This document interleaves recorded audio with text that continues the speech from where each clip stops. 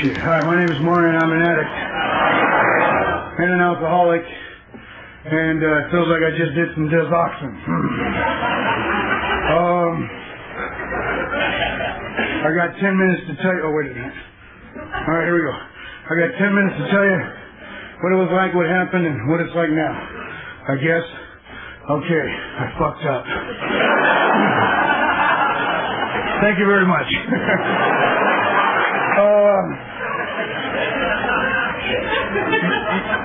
You know what? I got a drunk-a-log and I got a drug-a-log, but I'll just get right to the point of what happened to me. There's a... Oh, man, it's right stoned. All right, there's a titty bar out there in L.A., right? It's called the Goose, okay? And this is what happened to me. I mean, this was my bottom, okay? After I'm a construction worker, and like about me and about 4 of these guys, we're going to go to this titty bar because, like, we're construction workers, okay?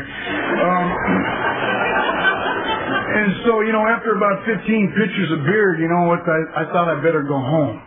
Because, Friday was a payday and I didn't want to get no drunk drivings, and I figured 15 pitchers, amongst 4 of us was enough. And so, I got this little guy in the back of my head, Yeah, his name's Chuck. You don't give a fuck.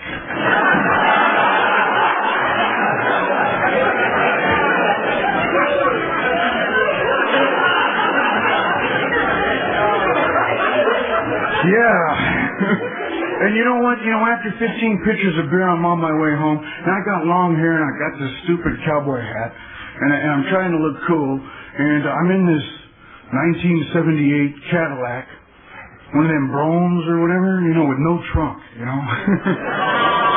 no shocks or any of that shit. And I couldn't understand why Temple City sheriffs were always pulling me over, Anyway, on the way home from this titty bar, this guy Chuck came on the air and he said, you know what, Mario, you're not fucked up enough. And, about 2 or 3 miles, I was inclined to agree with that guy. I said, you're right.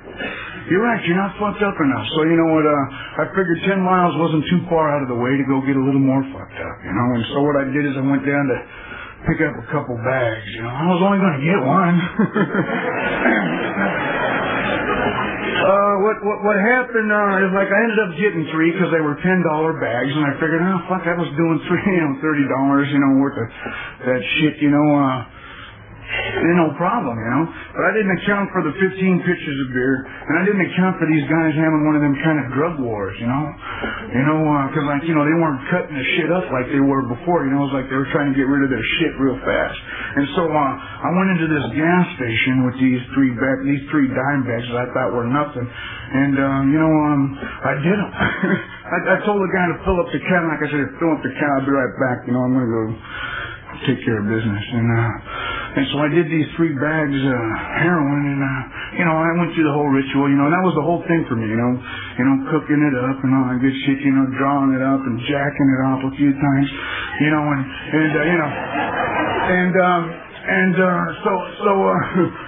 so like after I did it, that guy Chuck comes on the air again, and he says, boy, you fucked up this time, huh?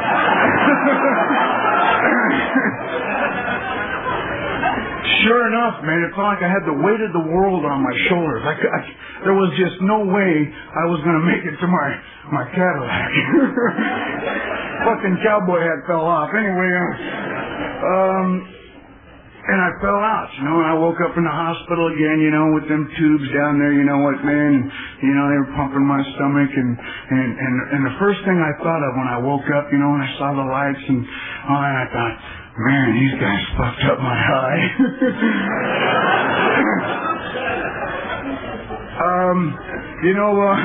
And I couldn't believe it, man. They pumped my belly full of Narcan and all that shit, and so, they just fucking cut the opiate right out of the box.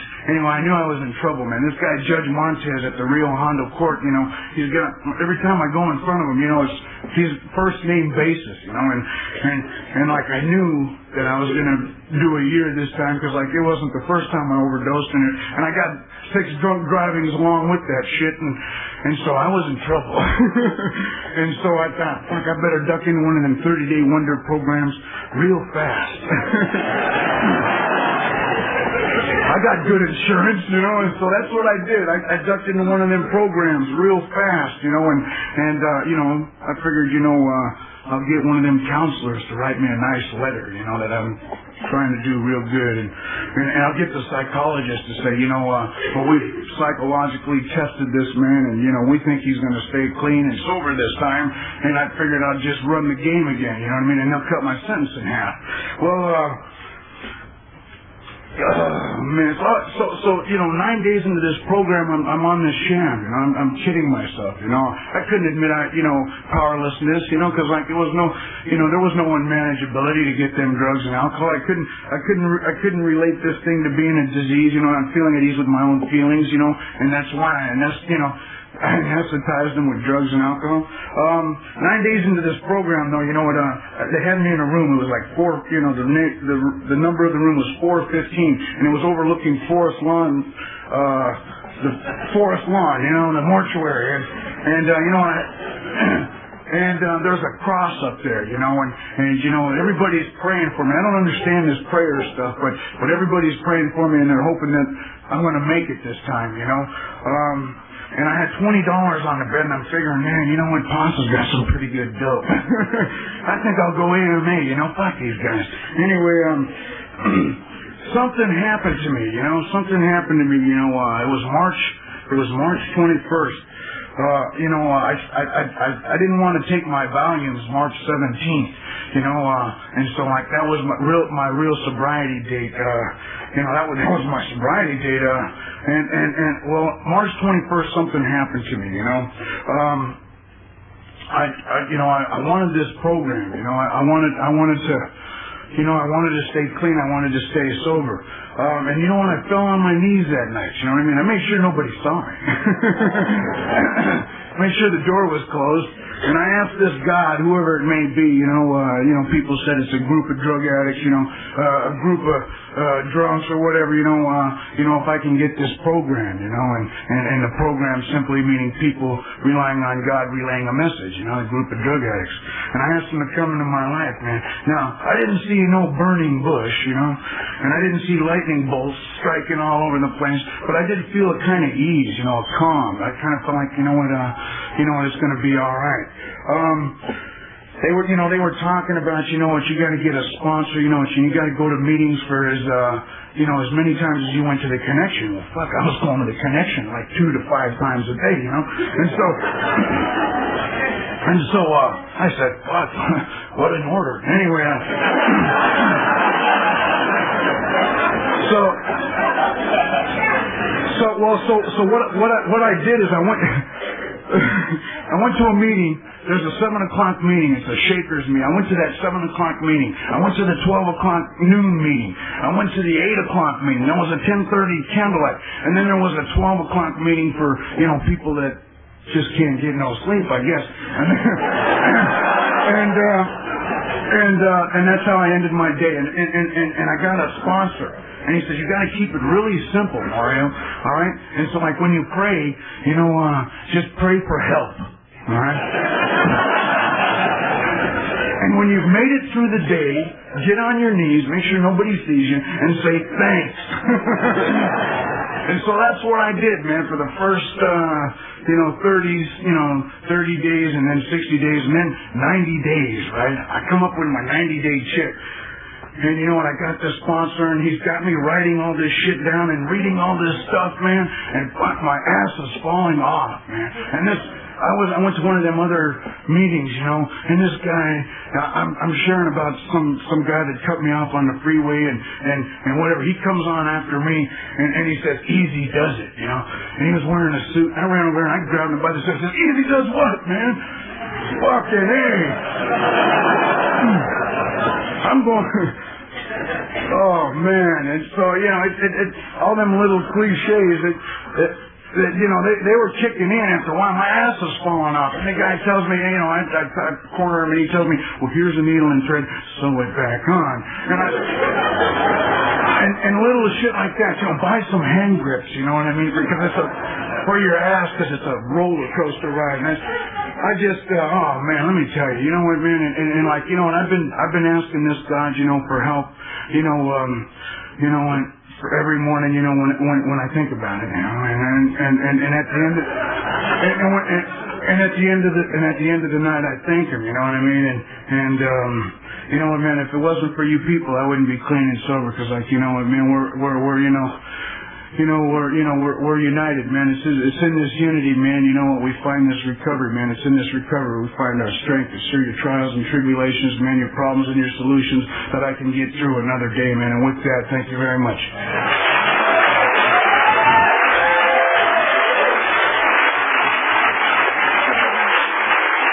Amen.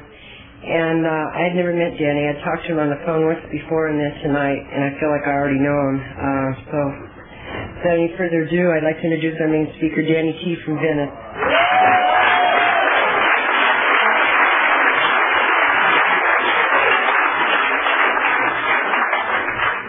My name's Danny. I'm an addict alcoholic. And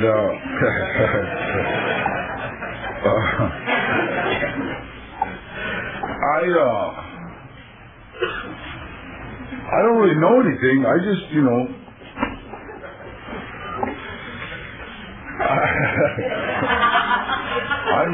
I'm breathing God in myself. No, I don't know. You know, what do we do, man? We show up here sick, and you know what? I'd like to thank Richard, and I'd like to thank Narcotics Anonymous for, honoring me really by asking me up here, because it's really my privilege to do anything for Narcotics Anonymous. Because if it wasn't for Narcotics Anonymous, I don't know about any of you, but I'd probably be in the pen. You know, it'd be that simple. I'd be in a joint right now. I would probably be yelling at somebody, "Hey, Dany!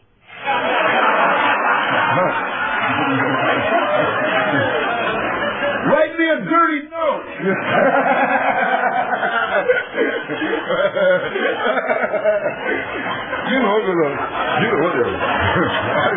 I don't know why, I'd be trying to entertain myself, you know what I mean?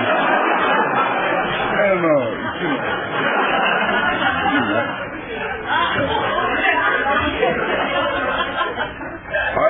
I got here a while back, and, I wasn't right. I was like most people, you know what I mean?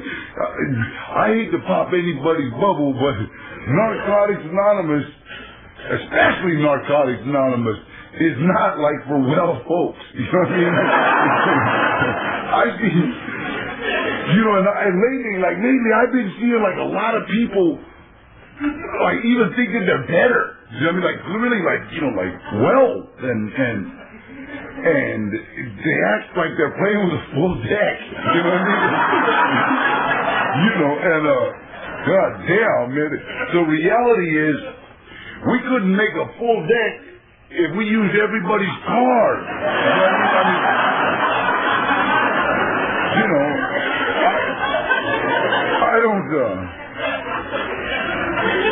I don't know about any of you, see, but I wake up in the morning and, I wake up in the morning and God deals me my 3 cards. You know what I mean? I look at the first one. I look at the first card, and it's like, wow, it's the 2 of clubs. You know, it's okay. I pick up my next card, and it's like the Jack of diamonds. You know. And then I get the next card. The next card is a joker that don't count. You know what I mean? The one that you put back in the box, that worthless one. And I get upset. You know what I mean? Hey, I can't even make a hand on it. And then that little voice, that God voice we all got, man, that little voice says, you know what, punk? You better thank God you're still in the game. And now that's all I do. See, all I do is thank God I'm still in the game. I don't ask him for nothing. Think about it. I got the audacity to ask God for something. You know what I mean? I've lost the right to feel bad. I don't know about any of you, see, but I am a dope fiend.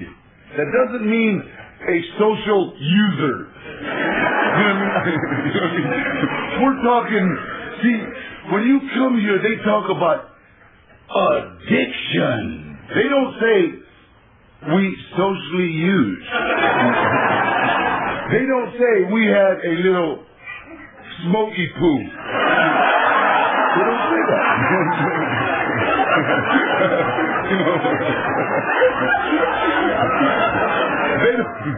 They don't talk about a fixie poo. You know what I mean? I love Cocaine's Anonymous. I tooted, and you know,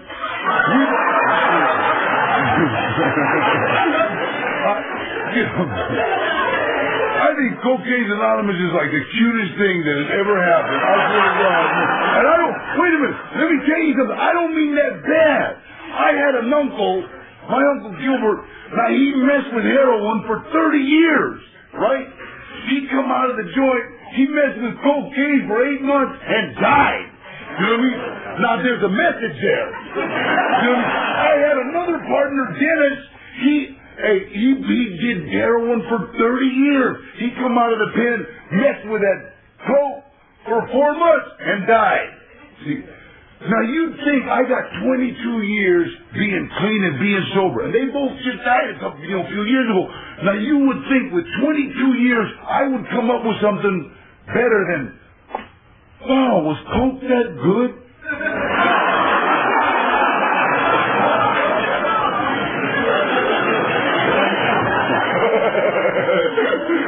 22 years later, my uncle died. I'm thinking, wow, was coke that good? You know what? So I don't know. I really don't. Man. I got here. I was not the friendly person you see before you right now. Well, I was totally insane, man. I just finished doing 5 stinking years. I didn't come out with a pleasant attitude. You know what I mean?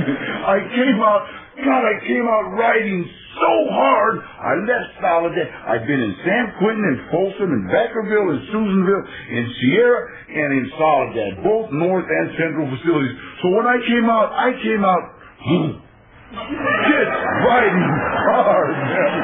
God damn. And I had one partner of mine, a guy named Frank Russo, and I say that because he told me never to mention his name. But this guy, now we've been in a joint together in like 1962, 63, 64, and then he got out, and then I got out in 65. I was out in 1965, I was out like 100 days, then I went back in the joint, and I was busted 65, 66, 67, 68, and I got out in 1969. I had a year clean and sober when I got out. Now, so you're going to have to understand that, like, I was not too tightly wrapped when I got here. You know what I mean? I was, like, speakers, I didn't get along with them at all. Yeah, speakers used to talk with their hands. You know? And I remember this one speaker said, and some of us are inadequate. And I was sitting over there.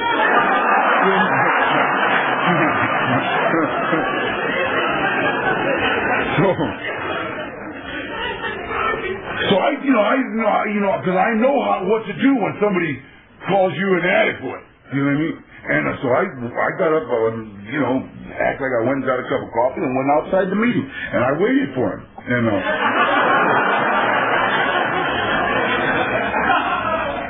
Guy came out. Said bye to everybody, and then I downed. Pow! And I just started commencing to do what you do when somebody says that about you. And my sponsor, thank God, like he grabbed me and pulled me off this. He said, what is wrong with you? This guy called me inadequate.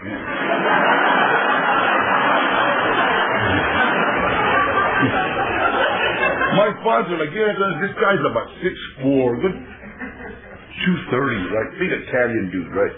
Russo, Irish. But, he screams, what's inadequate? I said, means I can't get it up. That's all I need.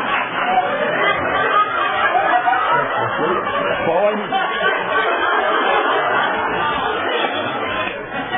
I told my sponsor, I'm going to show this guy I can get it up right now. And so he just grabbed me like he always did, and he says, let's go to another meeting. So we went to another meeting. We did that a lot. We went to a lot of meetings. We left in the middle of meetings. We left at coffee breaks. See? Because I had a real, some people, they talk about just coming into the program and just fitting right in. You know what I mean? And you see them 24 days later, they're like bubbly. You know what I mean? This was not me. You know what I mean? I had a year clean and sober. I came into the meetings. I was not bubbly. I was not pleasant to be around. I was always doing some people, hey, you know what, fuck you, get away from me. Because all these people wanted to be my pal. You know, and I didn't understand this. You know, it's like people would come and go, hi, I'm Bob. You know.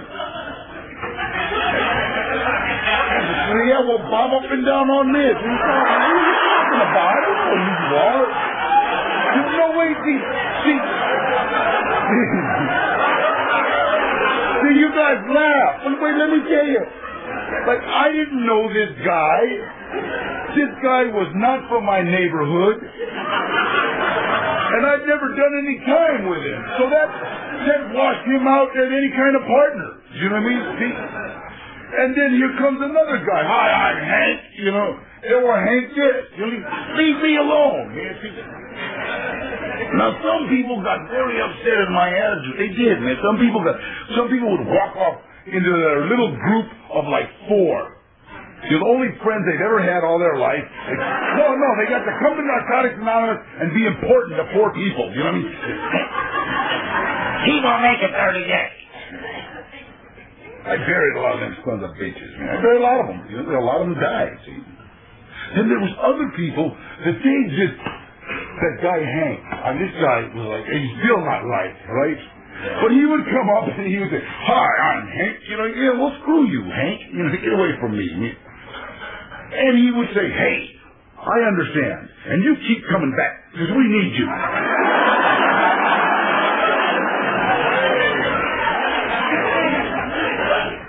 Now when you give me something I understand, you understand? I am a reactor. You understand? I react. You understand? You go here, I'll go, well, yeah, double. I know how to do that. Come on, man. See? You tell me he won't make it 30 days. Yeah, I'm taking your mother with me, too. But I know how to react. I know how. You give me something I understand, I can react. Give me something I don't understand, and I don't know how to react. See? And when this guy Hank would say something like, hey, I understand. And you keep coming back because we need you. I'd go up to Frank and say, hey, let's book this meeting, man. Get out of here. And we leave. I'd go to another meeting, man, and here's this guy again, man. Hey, Dad, it's me, Hank. Want to say hello or you want me to screw up? You know?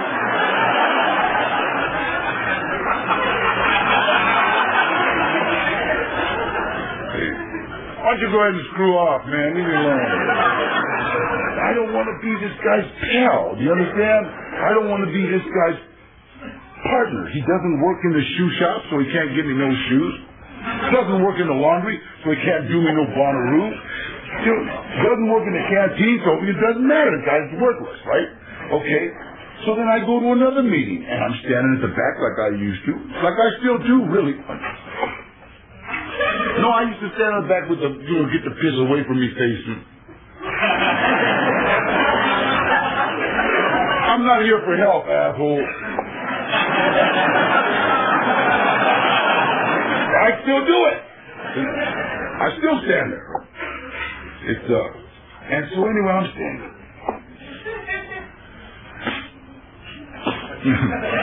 And I look over there.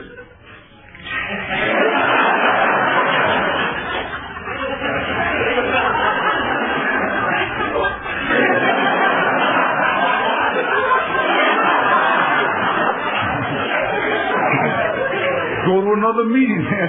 Here's this guy again.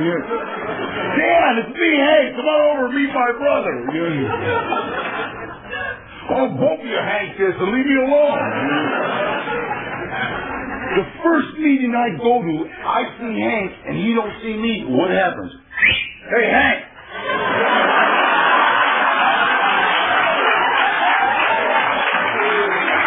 Aren't you going to say hello?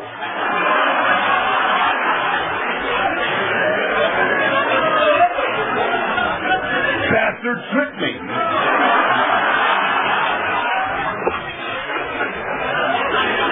Now he don't even tell me hi. Hey, Hank, get out of here. Yo, screw you now. So I don't know, man. I ain't got nothing. You know what? It's like I see people, wow, I see people and they like got a whole rundown of what they did to stay here. I don't even know. I'm 22 years clean and sober. I still don't know.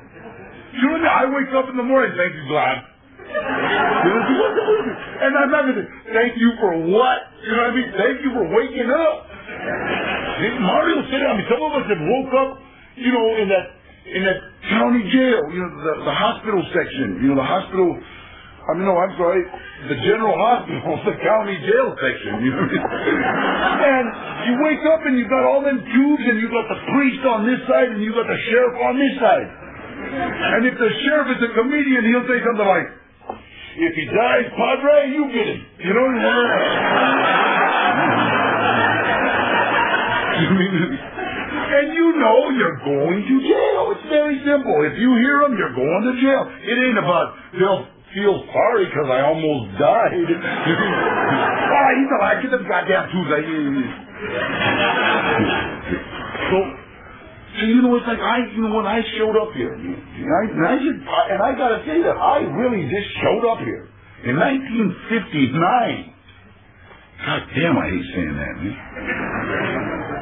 In 1959, I belonged to what was called the Party Crashing Clique. You know, we were just cruising around one Friday night looking for parties. And that's the God's honest truth. Friday night, there's about 20 of us. You know what I mean? There's about 20 of us, a good carload. We're just...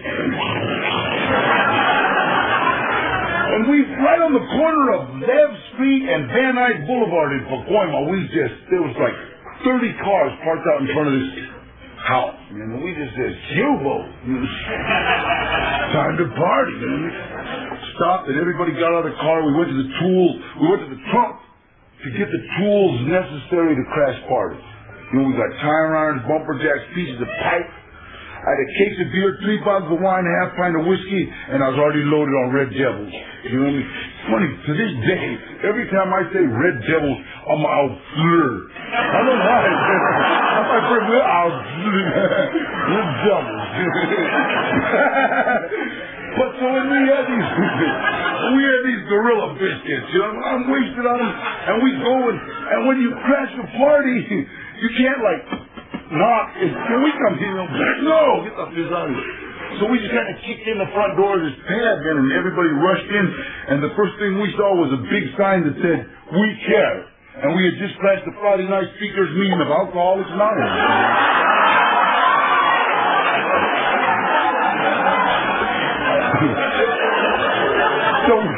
So we care group, you know what I mean?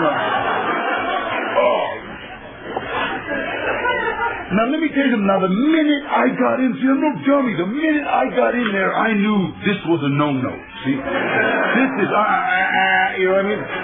See, because there's a lot of us that have never found out about AA, NA, or A. You know what I mean? None of us. And if we didn't find out, if we didn't know, do you realize that we could just stay out there just oblivious to the fact that drug addicts just stay clean? See? If I would have never walked into that stinking meeting, see? I could have just been out wasted right now. What is it? Saturday night. I could have been, like, I don't know Santa Maria that well, but I imagine you have a place where I could be like, it's called, man. Call him again, shut up, just call him. I was, you know, and you know how dope fiend women are,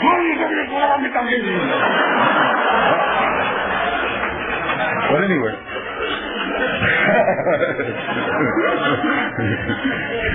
But anyway, so, you know, and that's what I could be doing. But instead, I heard the curse. You understand? I heard the curse of Alcoholics Narcotics Anonymous, man. I heard the curse that night. Now, once you've heard the curse, it's all over for you. It's all over. I don't care what happens. But see, like the minute I seen the baskets, I seen those stinking baskets, I knew, this is some kind of church that's get the piss out of here quick, man. But the people were sharp. God, they were smart, man. Because I remember when I turned around for my troops, the people had them all in like little groups of 4 already. We don't drink. And all my homeboys are,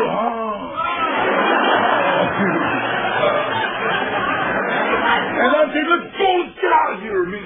Now this guy comes up, man. This guy comes up and he says, you know, I introduced him, Danny, if you leave me alone, hard shaking hands, holding a case of beer, 3 bottles of wine, half pint. Already being a little devil. But this guy says, you know, he's telling me my name. He says, you know what, Danny? I've been on the program 8 years. Now, my mind, see, I knew that in Los Angeles, okay, I knew the program in juvenile hall was 9 months. And that's if you kill somebody, you know what I mean? I knew that the program in the California Youth Authority, well, any county camp, was a year. That's the program. I knew that the program in the California Youth Authority was 18 months. And that's if you kill 2 people. You know what I mean? This guy, I looked around and said, this guy can't get out of this pad for 8 years.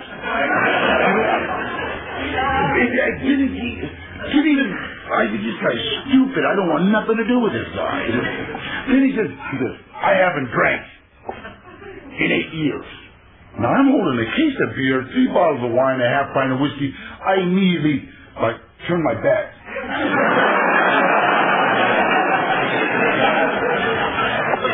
I tell this guy, get the piss away from me, Holmes. You know what I mean? I don't want to share no booze with you. This guy ain't drank in 8 years, he'll drink forever.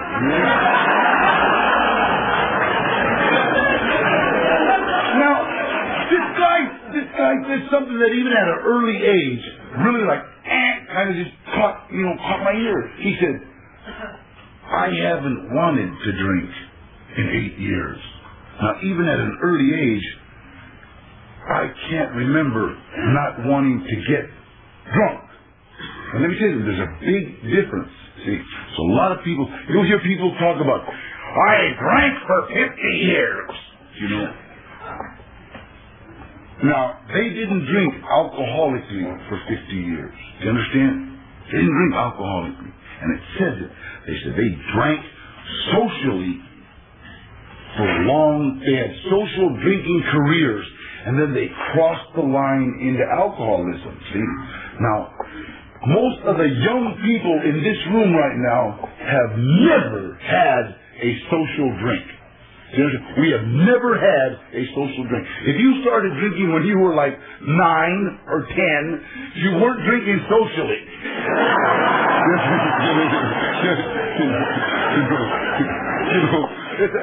We all put water in the tequila. Well, shit, man. And so that's like not drinking like socially. We're like drunks from the day one. See? And then thank God for drugs. I mean, think about it, man. We could be still boozy. But so anyway, so this guy tells me, I haven't drank for 8 years, you know what I mean? And get away from me. And then he says, I haven't wanted to drink. And he says, Danny, you know what? Why don't you join us? And I said, man, get away from me, you old man. Let me out of here. And so we start sitting. This guy says, Danny, listen, if you leave this program, you're going to die, go insane, or go to jail. And notice how quiet the room got. Hear it? It's all over. You all got the curse. And I was young and I heard that stinking thing. Man. Now, Let me tell you, it didn't make no sense. It just like went, whoa, what's this guy talking about? Die, go insane, or go to jail. See, let me tell you when it made sense. 3 months later, when the cops kicked in my front door, pow! Wait, that's a lie. Kicked in my mother's front door.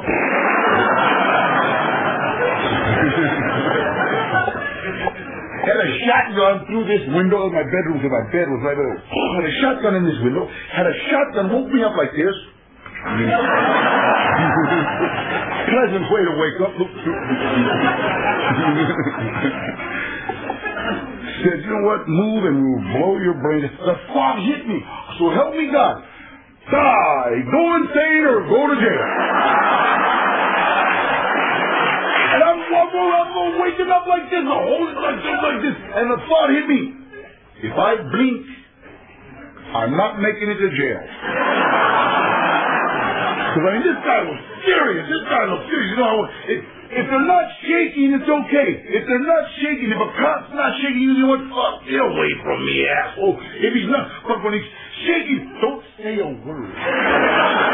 Don't say a word.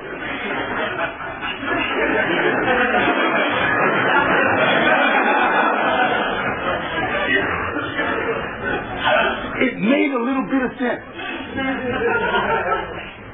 When the highway patrol, about 5 cars, when they, wow, run your car off the road, and you're surrounded, and they're trained. The highway patrol is trained to leave their engine running for weeks at a time. They never shut them off. So that hood, you could fry an egg on that hood. They don't never shut them off. They like switch cars. Come on, Joel, still running. Just keep hot. So when they handcuff you and they like put you die,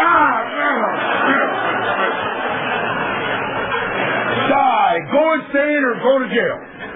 And the thought hits you. I might make it to jail with a burnt face, but I'm gonna make it to jail. Makes sense. So I heard that curse, and I fought it ever since. Ever since I fought that curse. I was 25 years old. That's about 24, 25. I was in Soledad. I just finished up that nickel. Now I tried it. That was 1959, 1963, 1965. Now, in 1968, let me tell you something. There was no doubt in my mind that I needed this program. And I truly believe that if you want to make your being clean and being sober a joyous event for the rest of your life, never, I'm going to get spiritual here for a minute, never forget where thou comest from.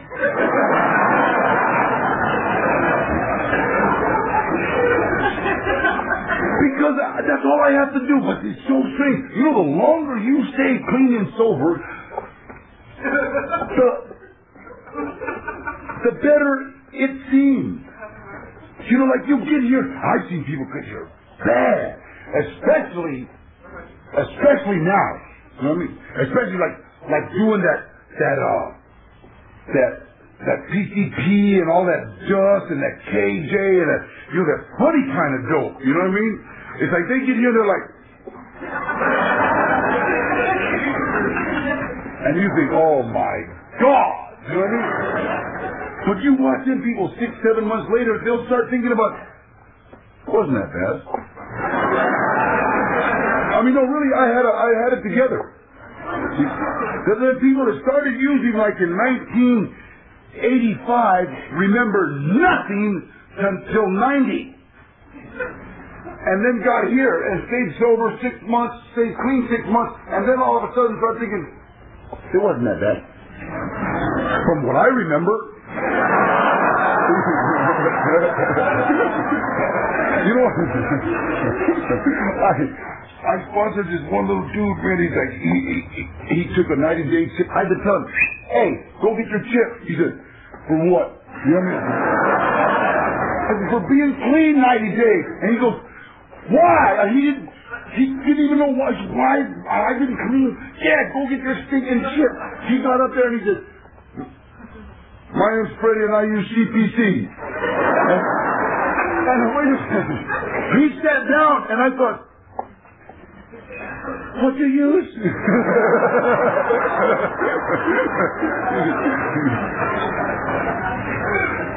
CTC. I'm home. Don't go back out.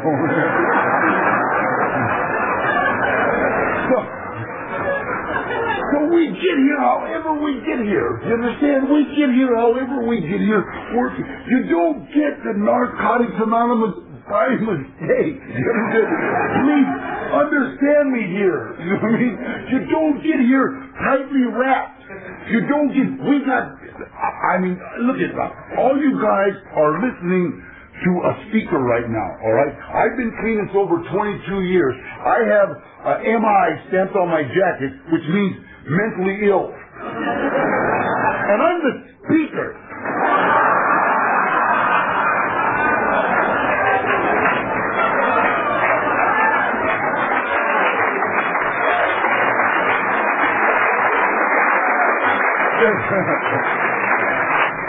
There's something wrong. You understand? And all I know is I wake up in the morning and I say, thank you. Give my cards. And nowadays I don't even give it. I don't care. Put it in my back pocket. I don't care. Let's go. You know what I mean? Oh boy, we're going to be. I'll stay clean. And God, it's so funny. I watch people make this thing so difficult. I watch people make this thing so hard. I watch people make this thing so trying that when they finally do go out, it's a relief. It's a joy. It's like, you know what? I understand this, man. It's like, I've watched people. I thank God that when I got sober, when I got clean, there weren't like a lot of issues to deal with. There was not a lot of issues. All there was like, you write everything down, you find out how you felt about it, and you hand it to your sponsor. And that's an inventory. That's all I knew. He read it, okay. Really? Generalship? Okay, all right. No, I'm sorry. Read it, and that was it. And I'm sitting there, well, is that it? He goes, that's it. No, wait, give me something to do it, and that's it. And, no, come on now. I carried that shit for years, and that's it. That's it. Wow, you mean now like I'm happy, joyous, and free? You know what I mean? You got it, buddy. See? But now it's so God. I would hate to be trying to get clean now. I would, because now it's like, oh God, you have some issues.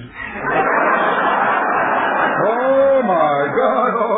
Oh yeah. No. Oh, we got some issues with this one. Yeah. Oh shit. Oh, you're going to be in pain for a long time. Hot down. Yeah. Here, we got a couple other programs you can go to too. What do you think? Thank God, man. Thank God I got sober and clean when I did. Thank God. They hadn't developed issues yet. So I got here, man, and because what it was like this. She was like, I was dragging this bag. I had this bag, and it was full of shit. You see? That's all. It was full of shit. Yeah. And I had shit that I did when I was 3, and shit that was done to me when I was 4, and shit that I did when I was 5, and I had it in the bottom of the bag. And it was stuff I was never going to tell anybody, man. I could never tell anybody, because heaven forbid anybody find out. See? And I stuffed it, man, and I stuffed it, and I stuffed it. So by the time I hit juvenile hall, now wait a minute, I got a lot of doo-doo in this bag. And I'm dragging it. Now, juvenile hall is not a good place to say, hey, Bubble White Freddy, come here. Come here, Holmes, look. Have you ever felt like a girl? Not a good place. Juvenile hall is not a good place to talk about it. Because all of a sudden, Freddy doesn't want to be your friend. All of a sudden, Freddy wants to be your roommate. So you don't share that kind of shit. You hold it. All right. All of a sudden, we're in the California Youth Authority. Oh, God. Hey. Juanito, come. Hey, home. No, Juanito was like a big dude.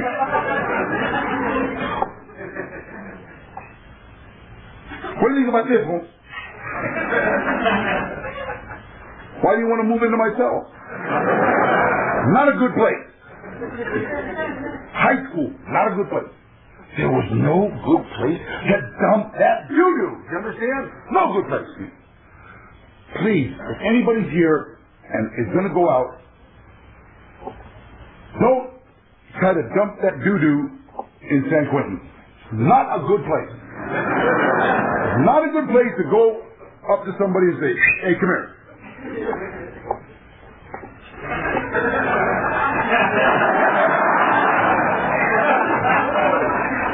Have you ever been full of fear? Not a good place.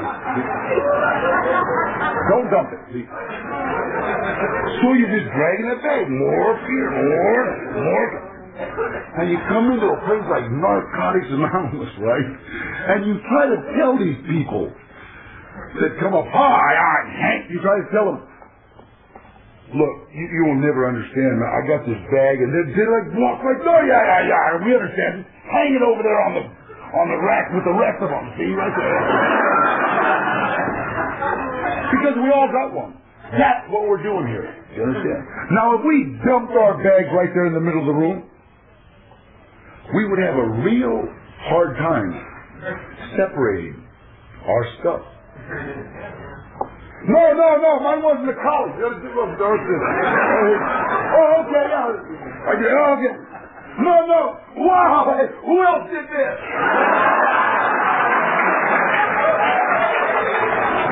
See, I don't know about any of you. Do you understand? I don't know about any of you. I know I was a sick puppy when I got here. I was just full of, what do you call it? Now, incomprehensible demoralization. It doesn't sound nice. Doesn't sound like I got here like, like Pat Boone. I was incomprehensibly demoralized. That's where I got here. See? Now, when I slid into NA, when I slid into AA, when I slid into CA is like cool. You know what I mean? It's like so cool, And I do. I like everything about CA. I spoke in a Cocaine's Anonymous meeting. I started a career out of Cocaine's Anonymous meeting. And it's like, it's amazing. It's hard for me to say I did anything. You understand? Because I know whereas thou presence cometh, it's getting too spiritual now. Whereas thou gifts cometh from. You know what I mean? But I spoke in this Cocaine's Anonymous meeting, and walking up to it, I knew something was wrong. This was 1985. And I'm walking up to it, and there's like BMWs. You know what I mean? And Mercedes-Benz. And there's some really nice rides out in the parking lot. I'm thinking about, am I in the right place? And so I get into this meeting, and people look so nice. And I loved it when, like, newcomers would get up, and the Rolex. Guy had a Rolex, a beautiful diamond ring, a nice, beautiful gold, and he's talking about, I want to get clean. Why? Damn! Shit, you got 4 months right there on your arm, homie.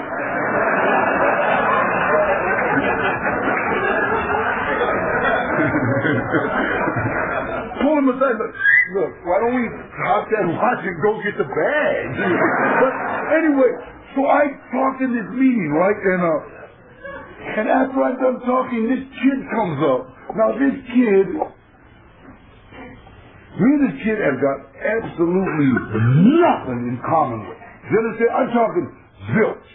I'm talking this kid couldn't have been from a neighborhood near my neighborhood. You understand? And if he would have been in any jail with me, we'd have called him Selma. But so here's this kid. I finished talking, and he comes up and he's like, golly gee, Dan, can I have your phone number? And I almost said no. See, but I was raised in Alcoholics and Narcotics Anonymous. Man, I said, yeah, here, man, I gave my phone number. And I don't hear from them for 90 days. You know what I mean? Because we never know what's going on. You understand? If we knew, we'd be dead. You understand? If I know anything that's going to happen, I'm dead. All right?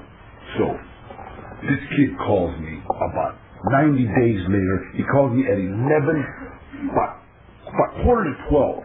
Because I remember at night, I was up one of the meetings where you drink too much coffee, and I'm watching Johnny Carson, and he's got that broad on with the bugs, always got the bugs, and like I'm waiting for the bugs, and this guy calls me, and he goes, golly gee, damn, it's me, Biff, and I sort of like, you know what, home, I'd have never guessed it. Because all my partners, like the dudes that call me, like from Folsom, they always start their conversations with golly gee, And this kid says, I feel like doing blow. Now I almost said, look, Holmes, why don't you go shoot some heroin? Why don't you go shoot some heroin? Why don't you go get a little habit going? Why don't you do some armed robberies? You go to the pen. Why don't you get some ink on you? A little bit. And come with something a little bit like this. A little tattoo going. And then we can hang out at the back of meetings without a shirt.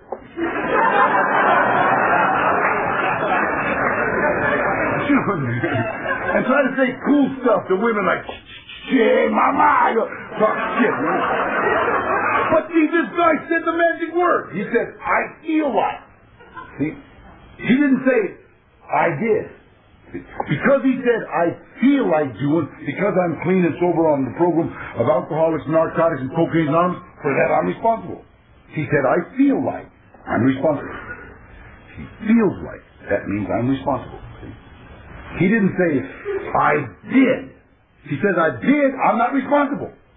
So when you call my house and say, Dan, I got loaded, I say, oh, fuck you. I don't give a shit. Good trip. You know what I mean? Hey, it's okay. Call me tomorrow. See? But when you call me and say, I feel like, I'm responsible. You understand? For that I'm responsible. So I said, yeah, Biff, well, what's up? Now, why don't you come on over? You know what I mean? Come on over. We'll have coffee. And he says, I can't, I'm working. And I said, well, you want to hang here and talk all night on the phone? And he says, why don't you come down to my job?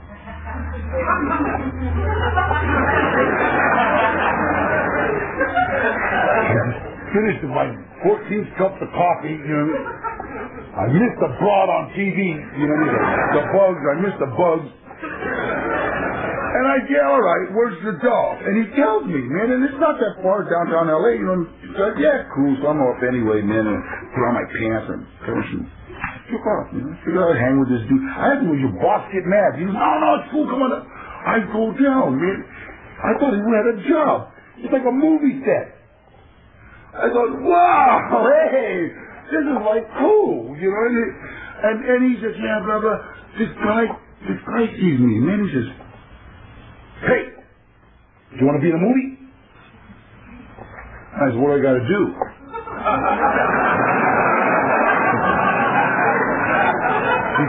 He says, you want to be an extra? I said, an extra what? First time I'd ever been on a movie set in my life. He said, can you act like a convict?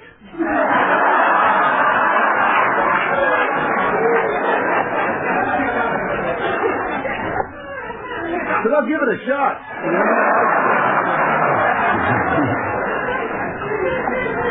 They put me on blue denim pants, and I go, whoa, I know how to wear these. They put me in Santa Rosa's, And then this guy gives me a shirt, and I take off my shirt to put on this other one, right? And Biff is like right here. I told him, all right, but he'll be my kid. We'll be in the joint. You keep him right here. Like right here. So I take off my shirt. He sees my tattoo. This guy comes screaming, oh, God, wait a minute. And he starts doing me like this. I'm trying to figure out what fucking neighborhood is he from. I thought he was signing me. You know, like, all right, cool, it's all right. You know, this guy's like, oh, wait. And he says, leave your shirt off. And I said, all right. So then I said, what kind of movie is this? You're going to give me more than $40, $50 if I'm going to drop my drawer in front of me. So this guy takes me and like I'm standing there without a shirt and they put me in front of his camera. I'm like, well, what am I doing? This other guy like keeps staring at me and he's looking at me. And I've grown a lot on this program, see? Because before, when people would stare at me, I'd say something real cute like, if you're looking for your mother, yeah, she's back there. Go pick her up, Holmes. I'm done with her, man. But since I've grown, I walked up to this guy and I said, what, do I know you or what? And he said, isn't your name Dany? And I said, yeah. He said, you know what? I recognize your tattoo. I saw you fight up in Quentin, 1966. And I said, yeah. And we started talking about boxing, and he says, you know what, I wrote this movie. I said, you're a giant. He said, you want a job? You know, he says, you want to be in it? I said, I'm in it. I said, they're going to give me, I showed him my voucher. I think they gave him $50 for acting like a convict. and then we both cracked up because we've been doing this for free all our lives.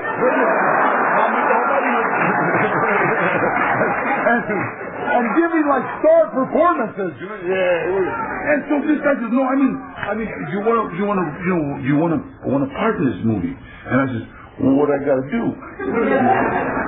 And he told me what they were going to pay me. And then I didn't care what I had to do. I didn't make that much money in some of the robberies I did. Are you kidding me? And he said, no, you know what? Can you still fight? I said, yeah, I can fight. He said, oh, good. He says, I want to fight this kid. Now, with the money they were going to give me, I thought he wanted me to, like, put this kid's life up. And I thought, what's a lot of money? You know? And so I looked, and I said, well, okay. You know, it's cool. Where do I sign? And then he realized what he was dealing with up here, see? And he said, no, wait. Now, you're not going to hit nobody. I said, don't you going to give me all that money? I got to hit nobody? And he says, no, you got to lose. I said, all right. I know how to do that, too, you know? And he said, no, but he's not going to hit you either. I said, you're going to give me all that money for pretendies? And he says, yeah. And then this director asked me, do you know how to choreograph? And, I said, yeah. And then the director walked away and I asked Eddie, what's choreograph? He said, fake a fight. I said, I know how to do that, so they were going to pay me for that too. And then he said, can you do stunts? I said, yeah. And then he walked away. I said, what are stunts? You got to fall down. I can do that. They paid me for that too. See, I worked about 3 weeks on this movie. I got in the union. I got a steak. I got all this shit. And Biff stayed clean.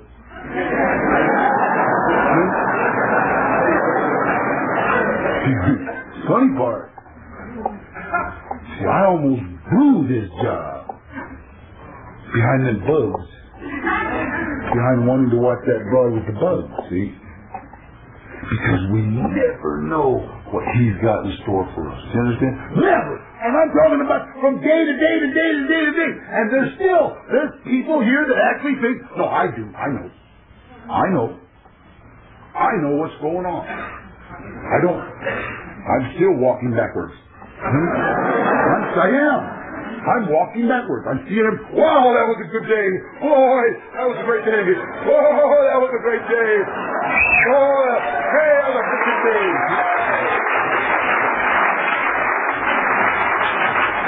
Hey, but you see people around here, they actually think they're walking forward. They actually think, no, I got a handle on it. No, let's see here. This situation here calls for the third step.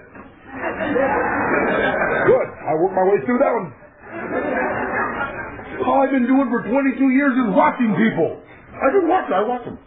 I watch people work perfect programs every time they come back. See? Every time they come back, I watch them work perfect programs. I watch them.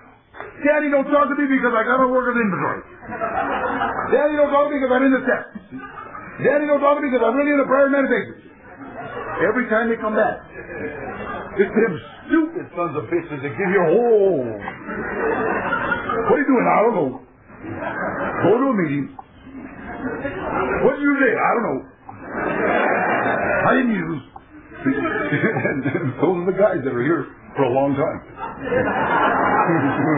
I'm sorry. But those are the guys. Those are the guys that stay here for longevity.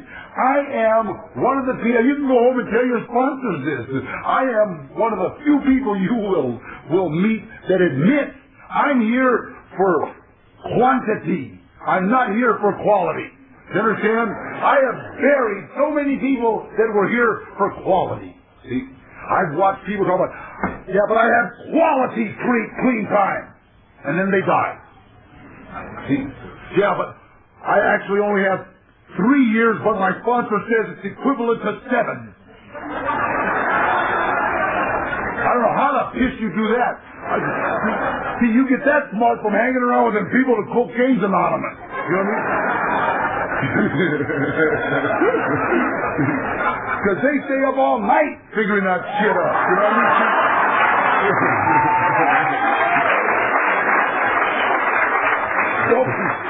Don't be dope. You know, we do that.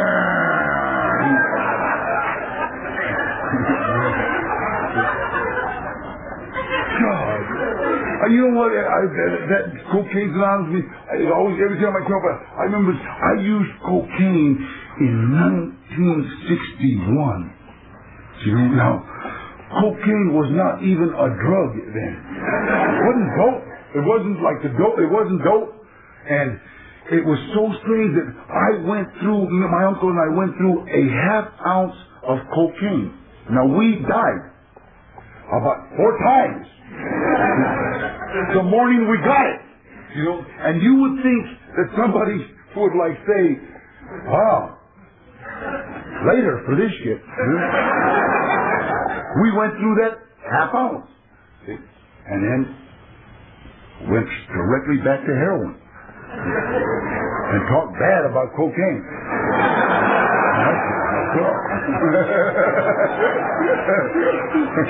I don't know how people use it. I swear to God. A heroin addict is like so. It's like, you know, you just kind of like,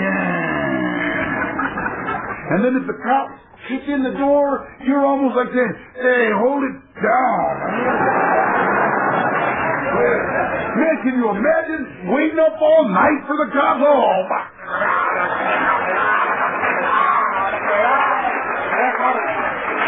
Stop using, man. Come on, man. I went on a 12-step call over to one dude's cabin, and he had drilled a hole to the street, right through his front wall, to the street. No, I can watch him. Hey, I have read inventories from everybody that I sponsor in Cocaine's Anonymous, and they're all the same. They all talk about, they kept tapping on my window. And I live on the 3rd floor. You know, God damn.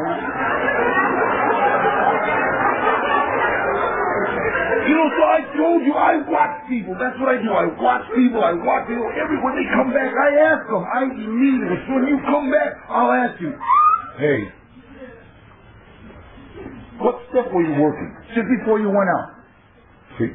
What step were you working just before you went out? Nobody has ever told me, Danny, God, I was really working step 3, man. I was turning my will and my life over to the care of God. I was writing my inventory now. I was getting ready to go with my sponsor. I was really into the steps, man. And I walked outside the meeting. God struck me loaded. No one's ever said that. If they ever do, I will give Stephanie one later. Screw that. I ain't working it. I'll go 1, 2, 4. But nobody's ever said that about any steps. So I make a mental note. And don't get too far away from the steps. I asked him, hey, Commissioner, hey, what meetings were you going to? I mean, just before you went out. Nobody has ever told me, you know what, Danny, hey, I was going to a lot of meetings, man. I was really involved. I was, participating in the meetings. I was helping with the coffee. Man, I had a commitment. I was doing a whole lot, man. I was really involved. I should walked outside the parking lot. I got jumped, got loaded. No one's ever said that. People, I love it when people say, oh, God, the meetings got too social. I give them 2 addresses. I say, here's one meeting in San Quentin and the other one's in Folsom. There's some real unsocial meetings, you unsocial bastards. Go sit in them for a while. And then talk about being social. Because as dope fiends, as alcoholics, we're not like social people. You know, every inventory I've ever read never says, hey, and I ended up the life of the party. All of them I ended up alone. Very unsocial.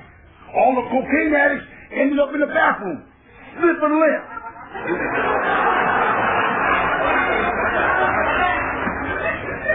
You look like a rock, you know.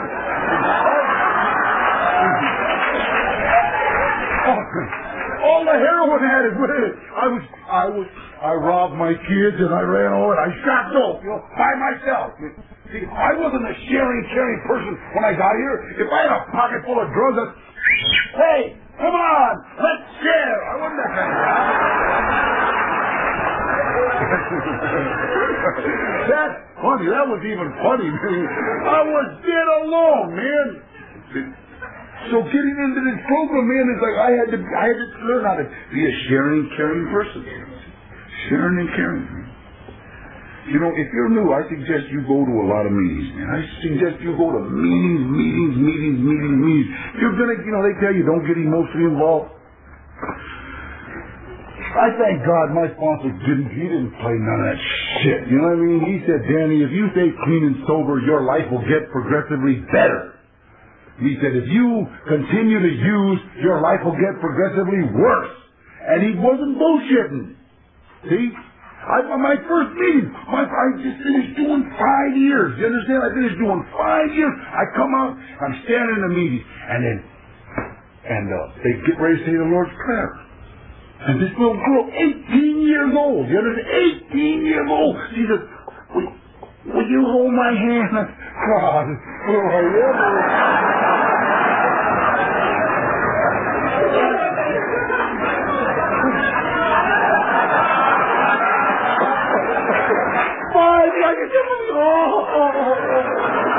it's some little dude. He's about 18. Little guy. Man, he goes, will you give me a...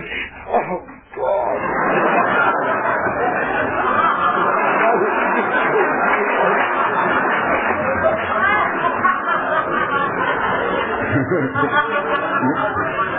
I just finished doing 5 years. It really makes a difference.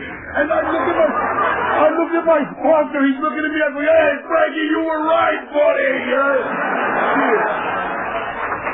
So if you're new, you just go to a lot of meetings, man. It's like you go to a lot of meetings. It's like, you know what? I don't know about any of you. My life today is a dream. They told me stay clean and sober, your life will get progressively better. It's a dream. God, I got a beautiful old lady. She's back at the hotel right now. I had my little son. His little glands swelled up last night, And it's funny, it's like we were late, so everybody was crazy, but it was funny because my kid I don't know if any of you had kids, but at 5:45, he wanted a Happy Meal. Now, I don't know about any of you, my kids are spoiled rotten. You know what I mean? It's that simple. I mean, being 3 is hard. You know what I mean? Being hard, I understand. Oh, God, no. Being free is hard. And then with swollen glands, you know, and then the 10-month-old baby, she's like cutting a tooth.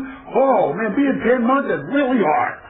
You know what I mean? And, you know, so it's like, you know, do you want a Happy Meal? And mother, you know, you go ahead, man. You go ahead and, you know, I'll watch the kids, you know. And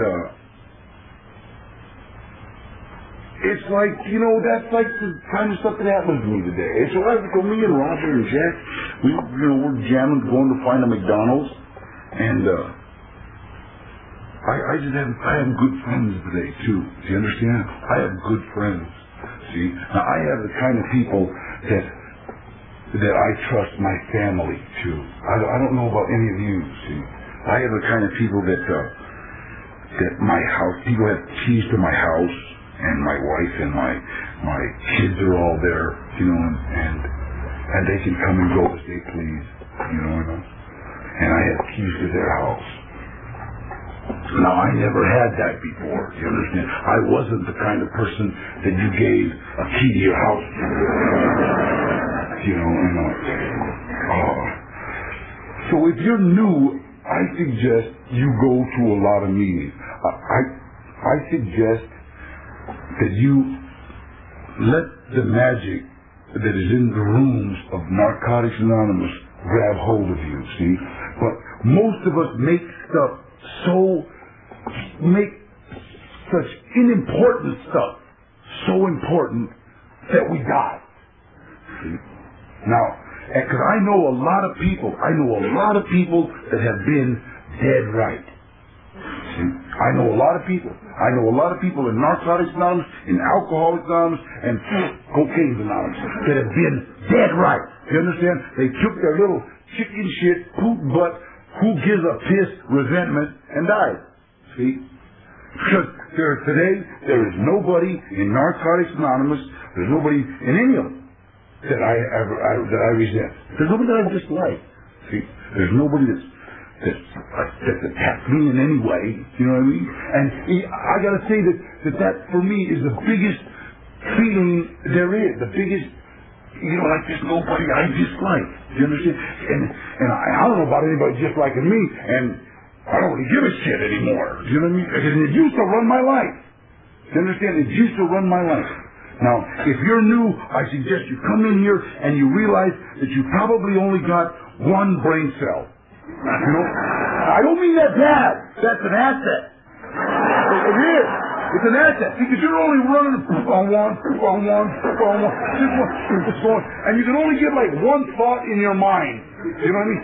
Which is, thank God. See? Now the people in Cocaine Anonymous, they got like two. See? And they're like, fuck them up. It screws them up. See? Alcoholics, they get here with like half. You know what I mean? They're like, you know what I mean?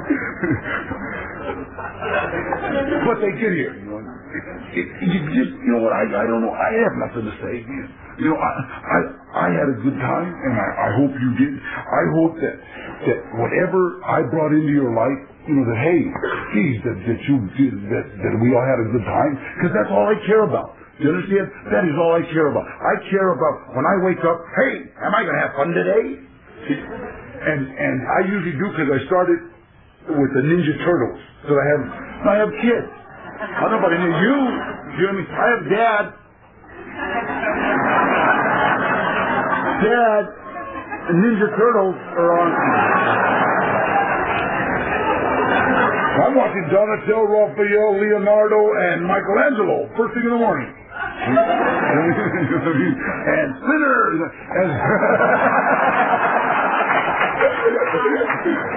So you know what? I don't give a shit. I'm telling you God's honest truth, man. If you want to stay clean and sober, the people of Narcotics Anonymous will go to the end of the world for you, man. But if you want to use, you can go to hell by yourself. See? Because we've all been there. You know, and like it says, man, if you stay clean and sober, good things will come to pass. God bless you and thank you very, very much.